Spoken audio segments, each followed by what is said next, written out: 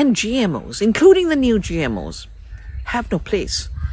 When I worked with the Convention on Biological Diversity, and I was appointed by the UN to write the framework for the Biosafety Protocol, which became the Cartagena Protocol, it was so clear that GMOs do destabilize. And now we have evidence that the first generation has totally failed.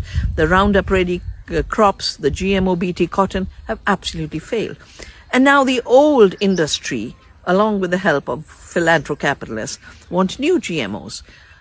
But they want to bring these new GMOs by deregulating the biosafety measures.